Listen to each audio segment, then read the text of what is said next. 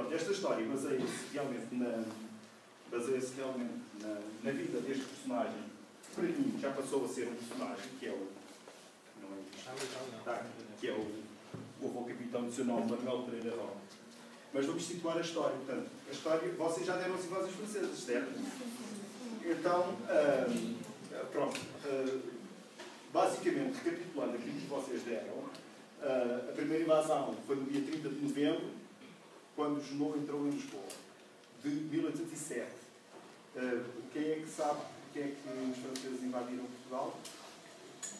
Foi porque os franceses emitiram uma ordem de bloqueio continental que nenhum país da Europa podia comercializar com a Inglaterra. Então, os franceses invadiram Portugal porque o Portugal não aderiu ao bloqueio continental. Muito bem. Ou melhor, a dizer a verdade, Portugal até disse que sim aos franceses. Disse que sim aos franceses, mas entretanto negociou com os ingleses, com quem temos uma antiquíssima aliança diplomática, de 1300 e qualquer coisa, portanto, a mais velha aliança do mundo é entre Portugal e a Inglaterra. E realmente, se Portugal, por um lado, disse aos franceses que sim, que ia fazer o bloqueio continental, por outro lado, em cooperação com os ingleses, puseram a família real portuguesa a salvo ao Brasil. Portanto, esta foi a primeira invasão. As invasões francesas também se chamam a Guerra Peninsular, não é? Só para... Portanto, a segunda invasão foi em 1809, foi meio dúzia de meses, não é? Foi só no norte do país.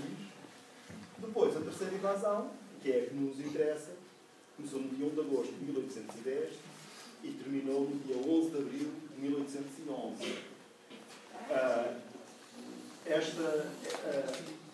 A parte da história, portanto, a parte desta história, que é mais ou menos metade do livro, retrata este período.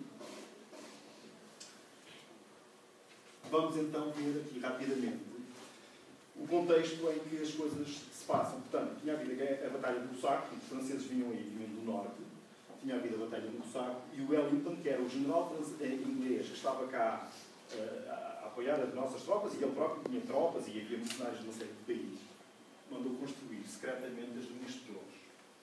Aqui só estão duas, mas elas realmente eram 3 linhas. As linhas de torres, portanto, eram linhas defensivas que protegiam a cidade de Lisboa, a norte. Portanto, havia 2 a norte e uma a sul. A proteção a sul, enfim, é menos conhecida, mas também existia.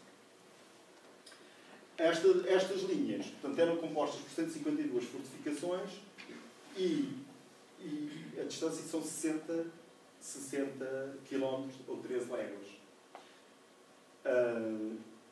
Como é que foi construída esta linha defensiva? Estas 152 fortificações foram construídas no cimo de montes, de maneira que todas tinham um contacto visual. Imaginem, está aqui uma, esta tem contacto visual com uma outra que está deste lado e uma outra que está deste. Portanto, na realidade, há um contacto visual ao longo de toda a linha, não em simultâneo, mas de fortificação para fortificação. E, portanto, as fortificações são construídas no cimo dos montes também por outro motivo. Porque, ao contrário do que acontece hoje, que a artilharia atinge qualquer coisa, há mísseis teleguiados, enfim, há uma panóplia de meios. Naquela altura, digamos que a guerra era feita com a força da pólvora. E a artilharia eram canhões, não é? Os canhões tinham um problema, que era o ângulo de inclinação. O ângulo máximo que aquilo tinha, imaginem que era 45 graus, eu acho que não era tanto. Mas, quanto mais levanta, mais curto é o tiro, não é? Quanto mais o canhão levanta, menos alcance tem. Acontece que o próprio canhão, quando levanta, enfim, a própria construção do canhão não permite criar grandes ângulos de abertura. Então, a construção das fortificações no cimo dos montes fazia com que os canhões que estão em baixo, não tivessem alcance, não tivessem abertura para chegar lá acima.